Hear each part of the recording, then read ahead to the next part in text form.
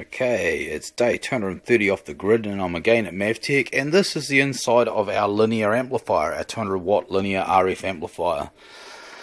I've got it open because it's developed a fault. When I tuned into the radio today down in the new studio, I noticed that there was a distinct hum on the air, and of course I first suspected some of the cabling and audio side of things, but when all that proved to be fine, I tuned in on another radio and sure enough the hum was on air. So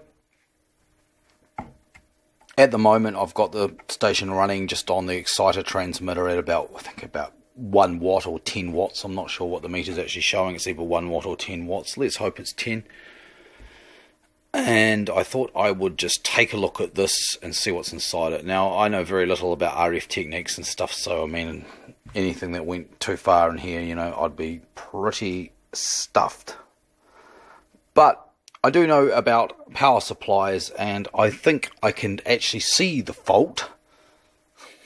This electro, look at it.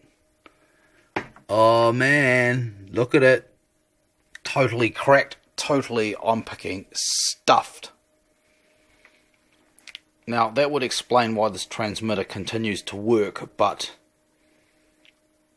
is very, very hummy on the air. Although after I tried to cycle the power to make it, you know, see if it would come right, it actually, most of the time it refused to actually turn back on. But I think, no matter what, I think this is the issue. I think this is the issue, this capacitor. So I'm going to whip it out and hopefully find a new one lying around here. It's a pretty biggie, 10,000 Mickeys at 100 volts, so that could be a challenge. Could be a challenge. I know I've got some at home, but I highly suspect that this is largely the issue. Because I mean, if it was the RF transistors, there'd be no signal. If it was whatever this is, must be the driver. Must be the driver. It's whatever it is. It gets pretty hot because it's got a fan at each end. Yeah, again, any of this stuff totally failing, no signal. If the power supply completely clapped out, there'd be no signal. But if the capacitor failed, I'm sure everything would carry on, but just really shittily. So let's hope, eh? I better go and get the iron and warm her up.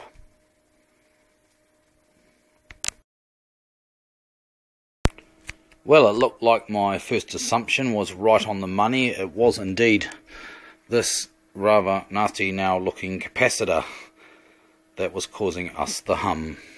Not surprising really. So I managed to dig out some substitute capacitors here, and I'll put two in parallel. This one here is a 2,200 microfarad, and this one here is a 3,300. So we've got 5,500 Mickeys on there now, which is half the value of this one. This is like a 10,000 Mickey. So, you know, I first tested it actually just with this one, and as you might expect, it did work, but there was a little bit of residual hum. So I'm hoping that the application of the second one should clean it up to the point now where we can just sort of stay in a holding pattern until we do get a proper replacement part, or these fail, whichever comes first, you know. I am pushing the voltage rating on this one a bit. It's a 65 volt cap, and there's 64 volts present on that rail. That's flying pretty, you know, flying tight or whatever it's called, you know. Whereas this one has an 80 volt unit, so that's perfectly fine. So measuring that rail voltage, of course, that means now I know I don't necessarily need a 100 volt cap. An 80 volt unit will do the job quite sufficiently. But these are older Elner capacitors, and I know a lot of people think old capacitors are dicey. Well, that is true. Very old capacitors is definitely true in old valve radios and whatnot. But when you sort of get semi-old, I've actually found in my experience these older units are actually very, very good, better than the modern crap. The modern crap fails all the time, and that's what takes out most people's lovely flat panel tellies. Apparently, just the capacitors just dry out. But these seem to go for yonks. These Elner ones anyway. So I'm kind of sort of betting on the how would you say it, the quality of that one overcoming the fact that I'm flying by the seat of my pants there with the voltage rating. So So I shall put the cover back on and go and put it back up there and fire it up and see how we go. Right, that'll do for now. I say day 230 off the grid.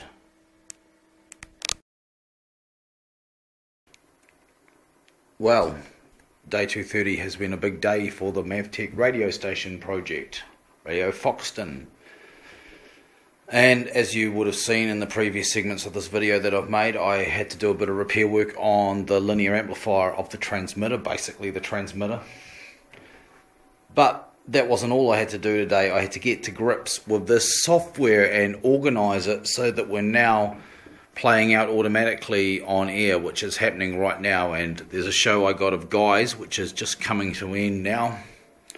It'll play a station ID of mine, and then it'll just sit tight until about 10 o'clock when it does a replay of one of my metal shows. I'm just getting a couple of programs on here on a regular sort of repeating schedule just so we can get things happening. Obviously we'll need a lot more programs than this, but I'm sure Guy will be keen to make some, and I'll be making some, and other people will too. So it's pretty much that really.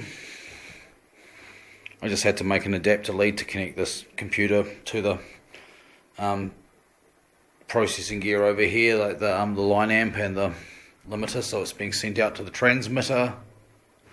Everything's going pretty well. I decided to reduce the output of the transmitter from the 200 down to 150 at the moment because I think the linear amp runs quite warm, and that was probably the demise of the capacitor ultimately. So I want to do something about that, at least put a little fan nearby it to blow a bit more air over the case, but possibly even open out the case and have a much better ventilation for the componentry in there, especially if we're going to be leaving it on like we are. So yeah, as you can see, all this gear here is shut down because I'm running late again tonight and I really want to get home.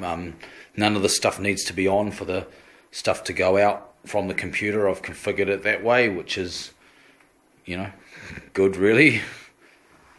I can just turn off this monitor and that'll be it. See, turn it off.